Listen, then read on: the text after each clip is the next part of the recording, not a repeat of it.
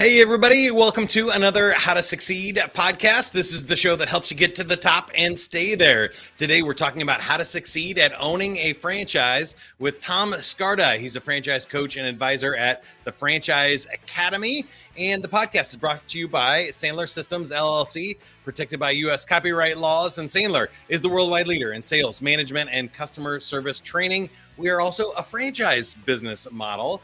So if you're looking for more information on that, go to Sandler.com and click on the franchise tab there. And you can look at other business opportunities, or you can find more about our sales and leadership principles that we deliver around the world with over 200 locations. I'm your host, Mike Montague, and we are talking about how to succeed at owning a franchise. Here we go. Tom, let's just open it up with a big question here. Franchises can be a great shortcut to starting a business, but they can also be really complicated and hard to evaluate because you're kind of buying somebody else's system. And if you're really an entrepreneur and really want to be creative and develop your own thing and have your own voice, I feel like it might not be right for you. So what are some of the common, misconceptions and things that we need to know about owning a franchise? Wow. Where do I even start? How much time do we have? So Exactly. There's a lot to know, a lot more than people think. Even if you've owned a business, a franchise is a way different thing. So one thing that people don't understand is if it's a franchise does not necessarily mean that it's a good business. People think that a franchise is synonymous with being a great business model, and it's really not. There's no laws, there's no regulations, and there are no rules that say who could franchise their business and who can't. Actually, all you need is a franchise attorney. You get the documentation that you need. That's required by the Federal Trade Commission. And they really dictate how you could sell the franchise, but they don't care if the franchise makes money or if it is a business that supports their franchise owners. They're just more concerned that it's not a scam, a pyramid scheme, money laundering or whatever. They want to make sure that it's a legit business, and that's it. So the rest is really up to you. The problem is we're taught to go to school and get a job. We're not taught to evaluate businesses. And that's kind of where I come in, is to help people before they even start evaluating businesses. They need to evaluate themselves. That's step one. You need to understand what your strengths are and what your weaknesses are, and then start thinking about models that will accentuate your positive skill set and help with the things that you lack at. And we could talk more about all that later, but you got to start with yourself first. And that's a big, big thing. Yeah, I love that. And I think it starts right where we do on this podcast with attitude. What are some of the ideal attitudes and mindsets of a successful franchise business owner? And I know you represent many of them, so you can use any examples you want. You can use Sandler. I think we see a lot of sales managers that are frustrated with the corporate world, and they're like, gotta get out on my own. I can do my own thing. I've been training and coaching salespeople for, dozens of years. I can go do this. But like you mentioned, I think there is a difference between having a job and doing that part of the job and being a business owner and then being a franchise business owner are all different skill sets. What comes to mind when you think of attitude? So attitude, for me, it's interesting. So if you look at Sandler or really any franchise system, all the franchises, whether there's 3 or 3,000 or more units, it's a bell curve, right? So you got 20% that are kicking butt. They're doing great. 60% are doing fine. They're, I wouldn't even call them mediocre. They're just doing fine. They're in the middle. And then there's 20% that are sitting on the bench and they're not doing well at all. And so a lot of it, people will make excuses, but a lot of it has to do with your attitude about business, right? If you're going in with a glass half empty attitude, you're going to get a business half empty with money for sure. Right? You need to have a positive attitude and know that this is going to make money. Also, there is a lot of fear factor involved, which I've written books about. And the bottom line is scared money don't make money. So I was talking with a great individual on Tuesday, and she was saying that whatever the investment level is, she has to be okay mentally with losing that money. Not that she's looking at, oh, this is going to be a failure, but if don't overstretch yourself. And the rule of thumb for me is never spend half of your net worth or invest half of your net worth in a business. But it's really the attitude that you bring. And it's in a job too. You could have two people in the same job. One is killing it and one is complaining every day. They're calling in sick. They're going out for extra breaks and whatever. And then when it comes time to get a promotion, the person that has a positive attitude gets the promotion. The person that has a glass half empty attitude doesn't. And then he or she complains that they didn't get promoted. Exactly. Well, let me ask you specifically about franchise ownership here, because I think there are a few options that I've noticed just in my time. We know the ones that don't work, right? The ones that just want a job, they want to kind of phone it in, they want it to be easy and stuff, and they don't want to do the hard things. They only want to do the parts of the job that they like. Right. That doesn't really work very well. But even on the successful side, there are some that you mentioned are like hard driving entrepreneurs. They want to own multiple locations. They want to scale this thing and create like an enterprise for themselves. And they may not want to do the day-to-day stuff. They may be, let's say, I don't know, buying a sign franchise or something that they could hire a general manager for, and they can just make money from the business. That's okay for a decision. There's other people that want to be really involved in the day-to-day, actively at the stores and stuff, and running this as a consulting business.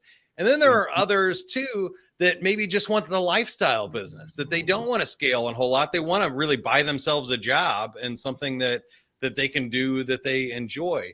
Do you feel like any of those make better franchise business owners than others, or does it depend on the franchise that they're buying?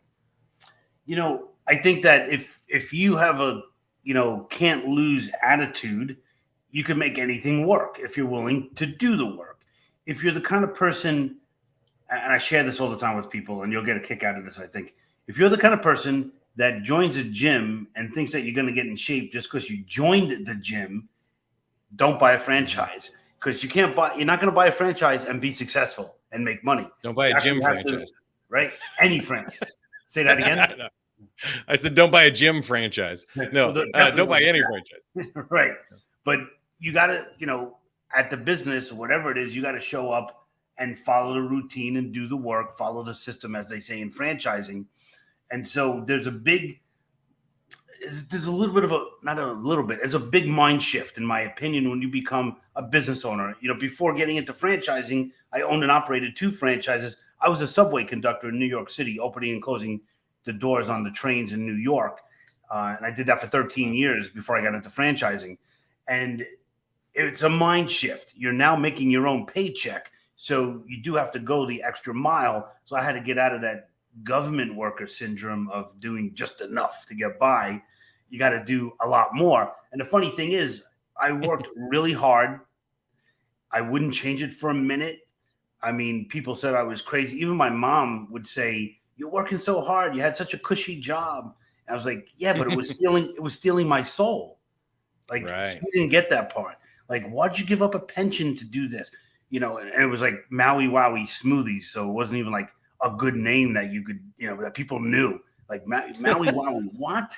And I was like, yeah, and I'm leaving my job to do this. And it worked out successfully. It enabled me to retire, or semi-retire anyway, at 41 years old. And so I worked my butt off, though, but I loved it. It was my baby. I loved it. And it paid off fantastic dividends in the end because I went the extra mile. Well, let me ask you one more on this one, because you also seem like maybe this type of personality you could give insight to. Is I find franchises to be an interesting halfway point between somebody that really, I think a lot of people quit their jobs because they go, I can't work for anybody else. I need to do my own thing. I want it to be my way. My bosses are idiots. If I did this on my own, I could fix it. But then you get into a franchise model where they have a system, and you mentioned following the system earlier and kind of doing what you're told, fitting and branding guidelines, setting up, your locations the way that they say doesn't necessarily fit. So can you talk a little bit about the shortcut or maybe the personality required to need the help from a franchise and not want to do it all on your own, but also still be that independent entrepreneur? Where's that balance? There is a balance. You're absolutely right. It's very insightful. I think a franchise is a business with training wheels, right?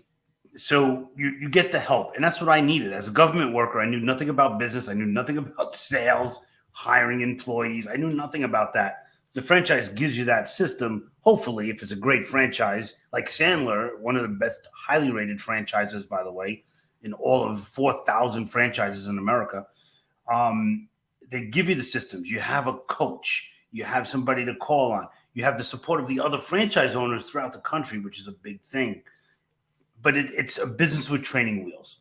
And so if you're a renegade type person, then franchising might not be right for you. You know, if you're the kind of person that is like, do it my way or the highway thing, then it's going to be a problem. You have to be able to follow a system. So for a good fit for a franchise is somebody who's coachable, somebody that's willing to understand the system, follow it, and make money and help people with whatever the business is. I mean, it's extremely gratifying. Forget about the money part, which is great, but being able to, in almost every business, you're helping somebody or you're helping a business or something. I mean, Sandler, I'm a Sandler trained person. I started in 2009 at Sandler in Long Island with Rich Isaacs and Rob Fishman. They changed my life, not just my business. My whole life was changed. And so if you're open to that, then, you know, a franchise could be great. That's awesome. Now, I want to move to the behavior section and ask you some questions about how we actually do this. I'm sure it's really complicated, kind of like the first question we had here. There's a lot to cover, but could you give us the high-level overview of what it's like to actually go through the process of evaluating and buying one? Because as you mentioned, this is something people really don't do a lot. If they do, they're probably not listening to this or anything or thinking about their first franchise. But if somebody's never bought one before, there are steps. There's some legal requirements and cooling off periods and interesting, yes, disclosures and all kinds of stuff to go through. But I think beyond that, there's also some probably steps that you help with as a franchise coach that people really need to look at when they're looking at buying a franchise. Yes, and absolutely. There's a lot to cover on this, and we definitely don't have the time for all of it. But I would say, first of all, usually somebody, even myself, when I first started thinking about a franchise, I knew the concept I wanted. That was the one for me, and I don't even need to go through a process. And I ended up getting in touch with a franchise consultant with the company I work with, and I subcontract for a company called Franchise out of Minneapolis. And I own the Franchise Academy, which is my learning teaching platform. But I got in touch with this consultant, and she said, well, number one, you can't afford what you're looking for. I'm not going to name names. And aside from that, their franchise agreement is lopsided. I'm like, well, what does that mean? I'm a government worker. And she explained to me that they had so many fees that the franchise company was making all the money. The franchise owner was making pennies on the dollar. That was unfair. That concept practically imploded over a 15-year period. But so there's that kind of stuff. So she stopped me and said, wait a second, what are you good at? What do you enjoy to do as far as work goes? And that's how we're going to match you to a business that's going to be not a job for you, but it's going to be like you wake up in the morning and you love the role of the franchise owner. Just because you might be a great baker. I use this example all the time. You might be great at baking cakes and cookies, and every birthday and every holiday, people are like, wow, Mike, you should really be a baker. You should open up a bakery, right? And if you decided, you know what, they're right. Everybody loves my stuff, so I'm going to open up a bakery. You quickly realize that knowing how to bake is only 10% of the business, right? 90% is hiring, advertising, social media, search engine optimization, blah, blah, blah, all this stuff. In a franchise, it's in the package. It's like a business in a box, to not coin a phrase, but that's what a lot of people refer to it as, and it is. And so you got to start with yourself. Then once you figure that out, like, hey, I'm great at talking to people, but I really hate managing people. So maybe I need a business that is sort of like Sandler in a way, where I'm out talking to business owners and helping them grow their business, but I don't really have a big staff to start. I might add people along the way, but I don't need to have a store with employees and a rent and having the electric company be my partner, So it's Yeah. so you got to figure out what the long term looks like. And so two things that people never think about when they're starting to look at a franchise is the time commitment as the owner and the number and type of employees that you'll have. And so they affect your life directly. And so you gotta get that straight. So if you're opening up, a sandwich shop, there's a chance you're going to be opening up maybe 7 days a week. And that may not be good if you have small children and you want to be at the soccer games. So you got to think about things like that, and the staffing, where you can have, what I'll call, I guess, uneducated, unskilled labor, which is great. And you could give people a hand, get them a job and all that. Or you could work with people that are actually professionals. There's businesses where you're hiring medical doctors, Right. so highly educated people. So who do you want to work with? Because it's going to affect your life. I love that. Lots of good things to think about there. How you want to spend your time, who you want to work with, and the types of things that you want to do, and the impact you want to make on the world. Great stuff there. Now let's jump to the technique bucket. This might be a little hard, and I always like to steal the obvious one, which is you can talk to a franchise coach like Tom Scarda. Just search for the Franchise Academy or click the links below here. But other than that, if you're looking at buying a franchise or even just being successful with one, what do you think are the top tools, tips, hacks, techniques that we could use?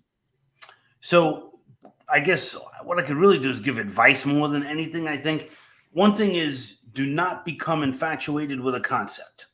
So, you might feel like, oh my God, I love, like, a great example. I had Maui Wowie Smoothies. That was my first franchise. I sold it in 2005, somewhere around, I don't know, 2010 or 12. Somebody opened up a Maui Wowie smoothie store right in my neighborhood, just about walking distance. So first day, my wife and I go in, we get smoothies, great smoothies, by the way. And I talked to the owner, didn't say who I was. And I said, just curious, why did you pick this franchise? And she said, oh my God, she gushed, we love smoothies. My family loves smoothies. We drink smoothies all the time. I'm like, all right, great. Good luck, And we walk out the door and I turn to my wife, like, they're going to be out of business in a year. And she's like, why? I'm like, you don't buy a business because you love the product. That will send you into the poorhouse really fast. Sure enough, they were out of business in 7 months, unfortunately for them. And so you got to really think about your role and how it's going to, all of that stuff. So that's one thing. Don't become infatuated with the franchise. Don't think that, oh, my town is missing this and it would be great. There's not a Subway sandwich shop within 40 miles. I need to open one here. You might be right, but you might be the wrong person for that franchise, because that is 7 days a week. That is 12 hours a day. So it may not be right. So many things to that effect. Nowadays, there's so many great podcasts, including this podcast. So that's a great hack. These days, you could listen to a lot of podcasts and get a lot of information. I mean, I have books and stuff, but I recommend my buddy's book all the time, The Educated Franchisee by Rick Bizio. Fantastic book if you want to get started with learning how to buy a franchise. Money Needed, all of that stuff is in that book. That was one I was going to ask you about. So I don't want to cut you off there, but I think the money one is an interesting one, right? Because you can get loans, you can get money, you can do a lot of dumb things, you can do a lot of smart things here. And correct me if I'm wrong, but I think when you work with a coach and stuff, usually they're paid by the franchisor, the person selling them on commission. and you're not necessarily hiring and paying that out of your pocket, but sometimes even a consultant on your own to help you make the decision is money well spent. They could save you hundreds of thousands of dollars by not picking the wrong franchise. That a little bit of investment up front is great, but I think you should also probably think, and I know a lot of franchises have requirements that you need to have a certain amount of cash over the price that you're paying for the business to make sure you can run it for a while without money. Do you have any general guidelines on that? Yeah. So the number one reason for failure in business is not having enough money. So as I said earlier, the first thing is every franchise has a minimum net worth requirement.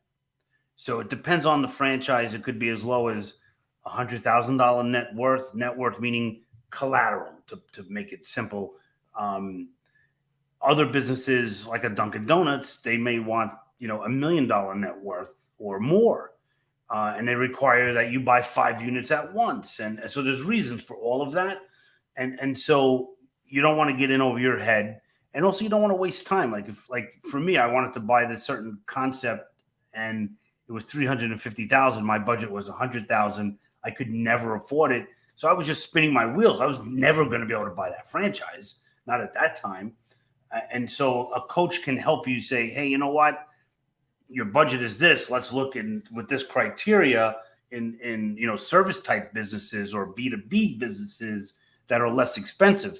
The funny thing is the amount of money that you spend or invest in a business is not congruent to how much money you could make. So you can spend $1 million on a business and make, a small 6-figure. You could buy a business for a small 6-figure and make a small 6-figure. So you need to know the kind of the nuances. And there's just a lot to know. And as you had mentioned, there's disclosure. So the entire franchise industry is regulated by the Federal Trade Commission. They mandate that every franchise have a franchise disclosure document. So it's sort of a prospectus on the company. It's 23 items.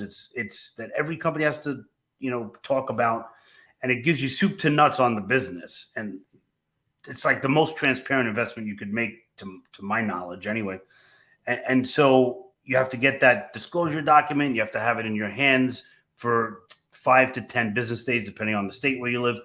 And it's very, very focused on making sure that there's no scams going on and that you don't get taken or get the wool pulled over your eyes. But then again, also coaches like me will help bring you to the right companies that are like, we pre-screen the companies. We make sure we're working with the best of the best. They're not fly by night, and they're not trends. That's the other thing that we should mention. Trends are not a great thing to get involved with. Here today, gone tomorrow. It's not the way you're going to send your kids to college, is with a trendy franchise. Well, that's a great thing to bring up. And one for us, Sandler, this is our 40th year of being a franchise business. So celebrating an anniversary here. And as you mentioned, we've won lots of awards for top franchises, top franchise for women, training franchises, and all kinds of awards from franchise magazines and awards that we can get all around the world. And Tom, great stuff here too. Franchise Academy is what you want to look up to find Tom Scarda. And I'll give you a final here, 30-second commercial. Anything you want to say about Sandler or yourself? We'll give you some last words here. Yeah, well, Sandler is fantastic. And it's funny because you feel like, I need to be a salesperson to be in that franchise. You don't. I know a lot of people in the business that came from engineering, and they're doing fantastic in Sandler, Rich Eisen being one of those guys. At the Franchise Academy, I have literally 200 videos you could just watch. So much free content on the franchiseacademy.com to get you educated about all different aspects of franchising, what it takes, the mindset you need to have, the attitude, great techniques on how to approach a franchise. I have also a list of 39 questions to ask franchise owners when you get into the due diligence process, because that's part of the whole process, is talking to owners. And so everything that you need is there. Just check out the website.